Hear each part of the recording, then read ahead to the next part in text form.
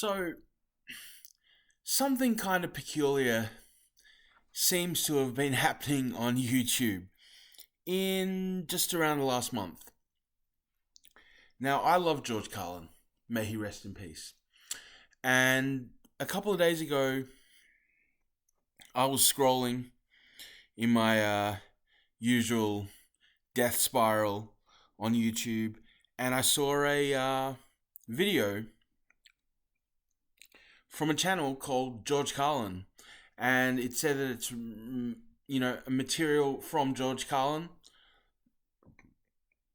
and I'm like, oh, is this just another snippet from something I've already heard before? And I listened, and goodness sake, it wasn't. You know, it sounded like George. The material was George-esque. And yeah, it was really bizarre. And I kept on looking. I looked it up. It's a new channel, George Carlin. And then I saw another channel, and another channel, and another channel. All popped up in the last month with material purporting to be of George Carlin. And I looked into it and discovered that there was a whole debacle about a year ago now where the comedian Will Sasso had written a routine and made a video purporting to be a new George Carlin special. It got sued. Kelly Carlin, his daughter, wasn't happy, etc., etc. And then it just kind of died away. But this material is different. Like, that special didn't sound exactly like George Carlin, but this stuff does. So it's wild. And then just before, I was looking up, seeing if any other comedians had similar things happening with them. Doesn't seem to. There's been a bit of Richard Pryor, a little bit of Bill Hicks, AI, but nothing like this. I guess there's just something about George Carlin material that made it really ripe for this. And I honestly don't know what the dealio is, So, I thought I would just do a bit of a reaction to some of this content, some of this new George Carlin material, and see what we see. So, this is a piece from the Carlin Legacy channel, and it is George Carlin versus Common Sense. Spoiler, he win. This has had 700 views 5 days ago, so let's see what we see. A warning. If you still believe common sense exists, you may want to sit down for this. Because what you call common sense is now rarer than a politician's tax return. But let's be real. Common sense today is like Bigfoot. People swear it's out there. They've seen it once, but every time we look around, all we find is blurry evidence and a bunch of confused footprints. You ever notice the people who claim to have the most common sense are usually the ones microwaving aluminum foil? That's the problem. Somewhere along the line, we stopped thinking and started outsourcing logic to Google, Starbucks baristas, and Instagram polls. And that's why tonight's match is set. Common sense reality. Spoiler alert, common sense doesn't just lose. It gets knocked out in the first round. And we're all sitting ringside eating nachos like it's normal. Common sense, you ever notice how everyone talks about it like it's still walking around alive? Like it's a neighbor you can borrow sugar from. Let me tell you something. Common sense is gone. Buried. Dead. It may be cremated. And if it's not dead, it's definitely locked up somewhere in the basement. The crazy part. Nobody filed a missing persons report. Nobody even noticed it left the building. Elvis got more respect walking out than common sense ever did. See, we love to say we have common sense. People brag about it. I'm just a common sense kind of guy. Oh, yeah? Then why are you paying $6 for water in a plastic bottle when it literally falls out of the sky for free? That's not common sense. That's a hostage situation, and Evian is the ransom note. And by the way, flip that bottle over and read the label. Bottled at the source. Oh, good. I was worried it came from a car radiator. Common sense used to be the simplest thing in the world. You didn't need a manual. You didn't need a class. 600-page book called Critical Thinking for Dummies.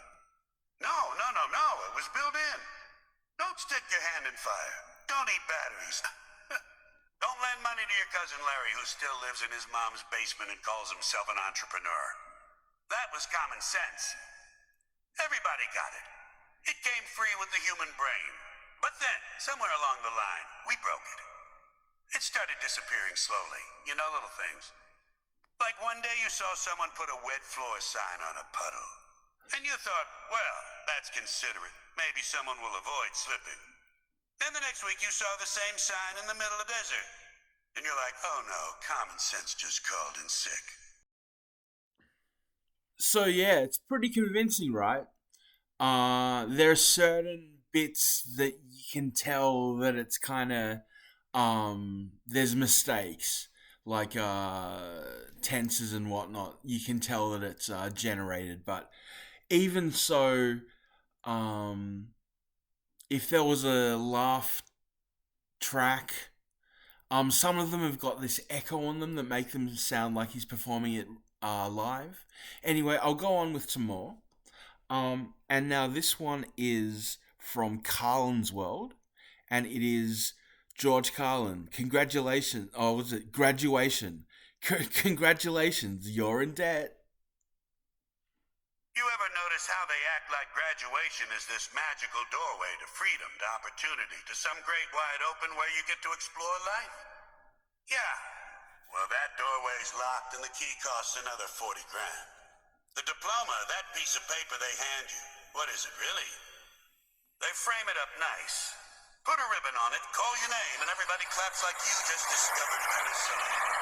But when you strip away the cap, the gown, the pomp, the bagpipes, what you really got is a receipt. That's it, a receipt.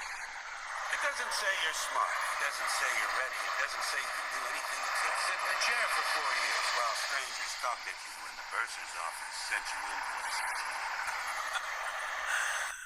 At the store, they give you a receipt. A toaster, a pair of pants, a frozen pizza. It doesn't matter. That slip of paper doesn't tell you how good the toaster is, how well the pants fit, or how tasty the pizza will be. It just proves you gave them money. That's your diploma. Proof of payment. The world's most expensive piece of paper, usually wrapped up in some fake leather folder like it's hiding state secrets. You could wallpaper your apartment with the thing, and it wouldn't make rent any cheaper. And you don't just pay once. Oh no, you pay every damn step of the way. You pay to apply. You pay to be accepted. You pay for orientation, where they tell you what you're going to be paying for. You pay to park on the campus where you're paying to be.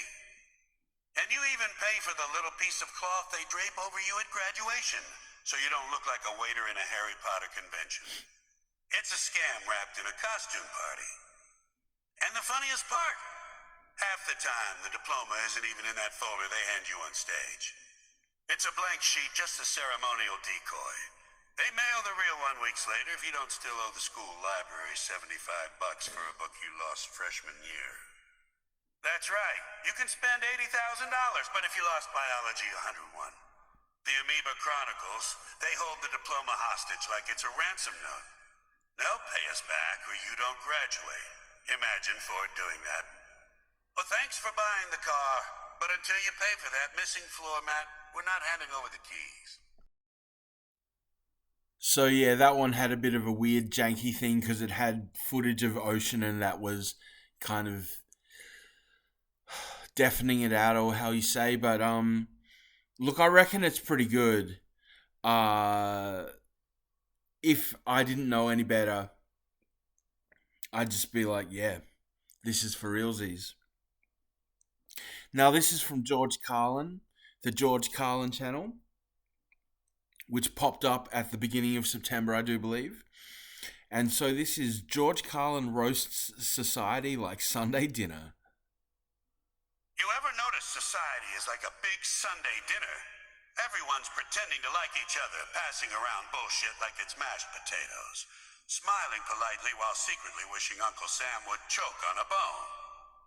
The politicians are the turkeys. They sit at the head of the table, fat overcooked and stuffed with lies. The bankers, they're the gravy, slimy, runny, and they cover up all the mess so you don't notice the real crap underneath. The corporations are like Aunt Linda's casserole. Nobody asked for it. Nobody likes it, but somehow it always ends up in front of you. And you're forced to swallow it just to keep the peace. And don't forget religion at the table. That's the fruitcake. It's been passed around for centuries. Nobody really wants it. But for some reason, it never disappears. Meanwhile, the average person, you and me, we're the side dishes, disposable. If they drop us on the floor, no one cares. Society just scrapes us into the trash and says, don't worry, we'll make more. In technology, that's dessert. Sweet shiny looks great on the outside, but eat too much of it and you're sick to your stomach. Scrolling through cat videos at 3 in the morning, wondering why your life feels emptier than a diet soda. So yeah, society is one big dinner, but let me tell you something. They didn't invite you to eat. They invited you to be eaten. Bon appetit, motherfuckers. You ever notice how politicians are just like that turkey at Sunday dinner? You know the one. Big fat, sitting in the middle of the table, everyone pretending it smells delicious, but deep down you know it's dry as a nun's sense of humor. Every 4 years we set the table, dress it up, and roll out this bird like it's going to save the family. Oh, look, the turkey's here. This time it'll be different. No, it won't. It's still a turkey. It's the same damn bird, just a different year. And politicians, they're the exact same way. They puff up their chests like they've been basted in confidence. They strut around like golden brown saviors, but as soon as you cut into them, all the juices are gone. Dry. Flavorless. You need 3 gallons of gravy. Nights, but basically choke down a single bite. And God help you if you try eating them plain. You'll be sitting at the table going, Jesus, does anyone have water? This democracy is killing me. And don't get me started on the stuffing. Oh, the stuffing. Politicians are stuffed with so much bullshit you could fill a landfill. You think Grandma overpacks her turkey. Now, politicians have got her beat. Every inch of them is crammed with promises no one asked for. We'll fix health care. We'll lower taxes. We'll bring back jobs. Sure, buddy. That's not stuffing. That's sawdust mixed with lies, and you know it. And the worst part is, just like the turkey, they parade that stuffing around like it's the best part of the meal. Look at me. Look at all the good things inside me. Yeah, the only thing inside you is breadcrumbs and hot air, pal. And every family's got that one relative who carves the turkey. So yeah, they're very much of a polemic type of rant, Carlin era, but I really, yeah, it's good to have George back, even if it is just a language model taught on his routines, and yeah, I don't know what to say. It really is uncanny. And I wanted to be on the jump on this one, just because there hasn't been much good news, lately. Really, things feel pretty cold and empty. But here's goddamn George. And finally, this is probably his oldest channel, Carlin Speaks. I think it's been going since the middle of August. And this piece is called If God Made Humans, Who Made Lawyers? You ever hear that line, God made man in his own image? Yeah, well, if that's true, apparently God's image comes with male pattern baldness, hemorrhoids, and the constant urge to check your phone for no reason. Because if this is his best prototype, I'd hate to see the beta version. Maybe humans weren't created in God's image at all. Maybe we were created by some divine intern on his first day at the job, like, okay, give it legs, a stomach, some hair, and oops, forgot to make them waterproof. Screw it, they'll figure it out. And we did figure it out. We called it the umbrella. And here's the thing, supposedly, God makes humans. But what do humans make? We make problems. That's what we're good at. You give a human a garden, he'll find a way to invent war, taxes, and spray cheese. We're the only creatures that wake up in the morning, look around at this beautiful planet, and go, yeah, this is nice, but what if we bulldozed it and built a strip mall instead? Even ants don't do that. Ants are too busy carrying food back to the hill. They're not holding zoning meetings. They're not suing each other over property lines. It's just us, the problem factory. And that's why lawyers exist. You ever notice lawyers don't solve problems? They just manage them. They're like janitors for human stupidity. You spill a gallon of dumb all over the floor of civilization, And they show up with a mop and a briefcase, but the mop leaks and the briefcase is full of more dumb. We needed them because we created such a mess, we couldn't trust ourselves to handle it. That's how much faith humanity has in itself. None. God makes the model, we break it, then we hire somebody to explain to us why breaking it was technically legal. And let's be honest, lawyers didn't come out of nowhere. We invented them the same way we invented duct tape, because we kept screwing things up and had no idea how to fix them. We're like, well, I guess we need someone to translate our stupidity into paperwork. That's all contracts are, stupidity written down in advance. You think God ever wrote a contract? No. His big thing was let there be light, boom, done. He didn't say let there be light contingent upon subsection B, provided the contractor provides illumination to 60% of the agreed upon square footage. No, that's us, that's humans. God said, here's the light. We said, okay, but who owns it? And can we sue if it blinds us? You gotta imagine the first time humans started lawyering each other. Some caveman borrows another caveman's rock. Rock breaks. The caveman's like, hey, you broke my rock. The other one says, well, technically I didn't break it. I enhanced its value by splitting it into two smaller, more portable rocks. And boom, the first lawyer was born. Probably charged him a goat for his services too. That's how early it started. The funny part is, God gave us this thing called free will, right? Sounds nice, free will. Oh, except it comes with side effects, regret. Lawsuits, divorce, settlements, child custody battles, and 14 different types of liability insurance. That's what free will really means. You're free to screw up however you want. But don't worry, there's a lawyer standing by to explain why it wasn't your fault. God didn't design us with a built-in legal disclaimer, so we had to create our own. We basically turned morality into a user agreement. You ever actually read one of those?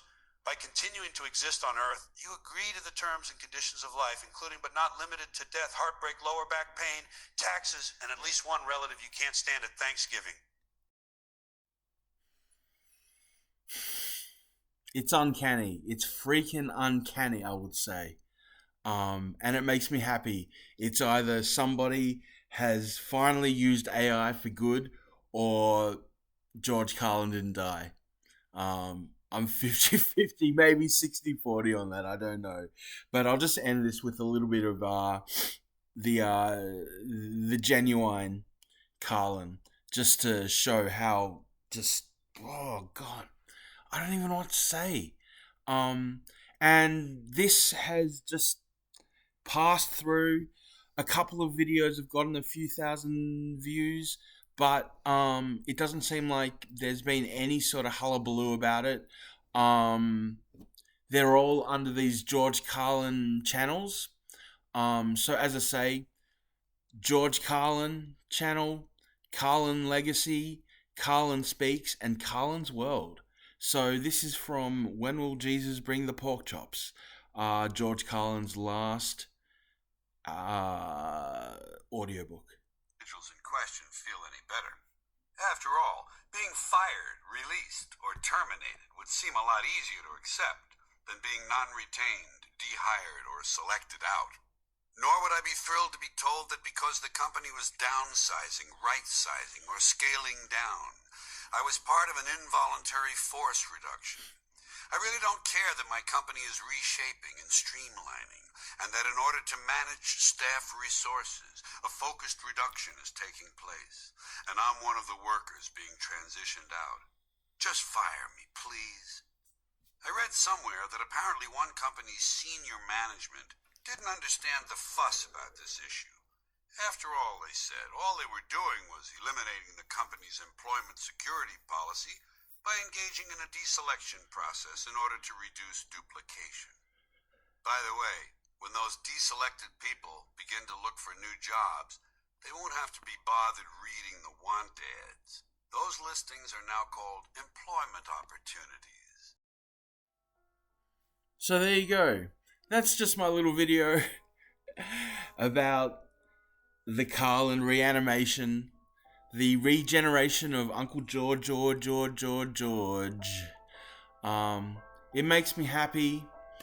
I don't know what to make of it, but it seems like it's here to stay. There's videos, there's routines, like 25, 30-minute routines coming up pretty much every day at the moment.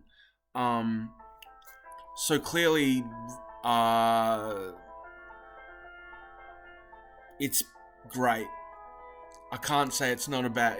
I can't say it's a bad thing, like that special But whether anyone will notice, nobody sees my videos. Nobody sees anybody's videos anymore, let alone mine. But I thought I'd just jump this on for posterity's sake to let you know George Carlin is back, be it through a large language model of all his routines. And let's just see where it goes. So, thank you. Don't subscribe, don't like. You know, you never will. Whatevs.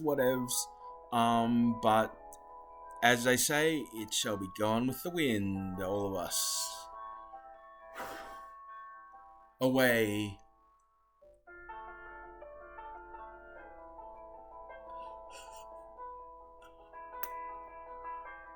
Thank you, George.